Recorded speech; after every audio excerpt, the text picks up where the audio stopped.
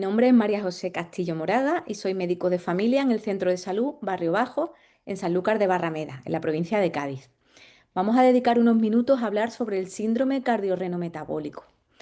Este concepto, desde que se publicó por la American Heart Association en 2023,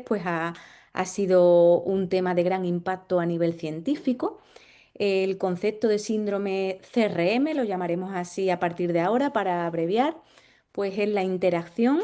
de diversos factores metabólicos, vasculares y renales que terminan conduciendo a la aparición de una enfermedad progresiva, sistémica, cardiovascular y renal.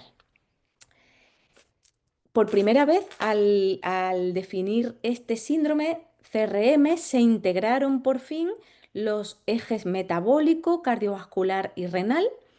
Cada vez sabemos más sobre la estrecha relación que existe entre estos tres ejes y sabemos que cualquier evento que tenga un impacto positivo en alguno de ellos, pues también tendrá efectos positivos en los otros miembros del eje, y cualquier daño que ocurra en alguna de las partes del eje cardiorrenometabólico, pues se traducirá también en un impacto negativo, en un daño en las otras partes de dicho eje. El síndrome cardiorrenometabólico se definió y se clasificó en 5 estadios. El estadio cero es una persona aparentemente sana y que a priori pues tiene unos hábitos de vida cardiosaludables, de dieta, ejercicio, patrones de sueño, no consumo de tabaco, etcétera.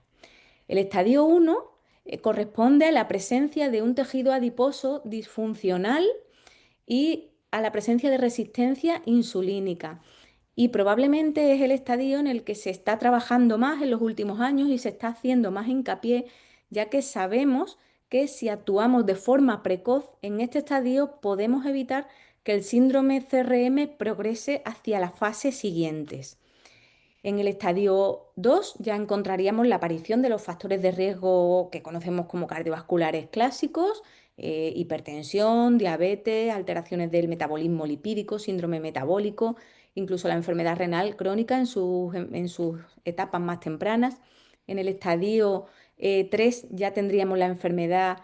subclínica, vascular, aterosclerótica y del cardiomiocito. Y en el estadio 5 hablaríamos ya de esa fase final de la enfermedad en la que ha ocurrido un evento clínico vascular, aterosclerótico o de insuficiencia cardíaca, o hay una enfermedad renal crónica ya en fases más avanzadas.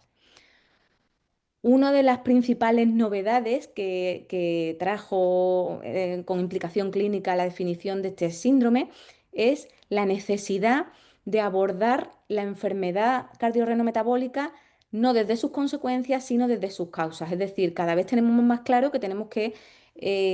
intentar que la hipertensión, la enfermedad renal crónica, la enfermedad vascular aterosclerótica, etcétera, no aparezcan, actuando en las fases más precoces del síndrome CRM.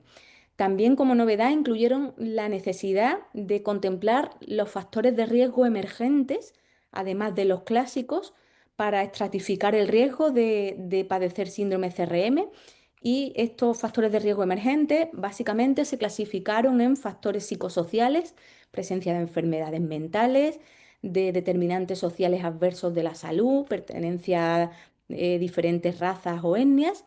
factores específicos de la mujer, como los antecedentes de menopausia por debajo de los 40 años, de síndrome de ovario poliquístico o de alteraciones tanto metabólicas como hipertensivas durante la gestación. Y la presencia, como otro factor de riesgo emergente a considerar, de estados inflamatorios sistémicos, es decir, pues enfermedades reumáticas, artritis reumatoide, artritis psoriásica, la infección de VIH-Sida, etc. Por último, también como novedad, pues se incluyó en el documento publicado por la AJA unas pautas de screening para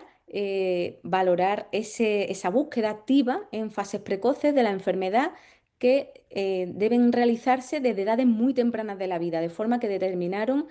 un patrón de actividades incluso en personas menores de 21 años pues lo dicho, para intentar que esos trastornos metabólicos, sobre todo esa disfunción adipocitaria y esa resistencia insulínica, se detecten cuanto antes mejor. Como mensajes finales, ideas clave, tener en cuenta que este nuevo concepto de síndrome cardiorreno-metabólico pretende una concienciación en nuestra práctica clínica para ser más preventivos, intentar abordar la enfermedad en las fases más tempranas y no cuando ya aparecen las consecuencias, repetir la necesidad de incluir los factores de riesgo, tanto clásicos como no clásicos, a la hora de estratificar el riesgo de nuestros pacientes y algo fundamental y es incluir una terapia farmacológica, una estrategia farmacológica lo más precozmente posible que frene la progresión de la disfunción adipocitaria y que ofrezca protección cardiovascular y renal a nuestros pacientes con síndrome CRM. Muchas gracias.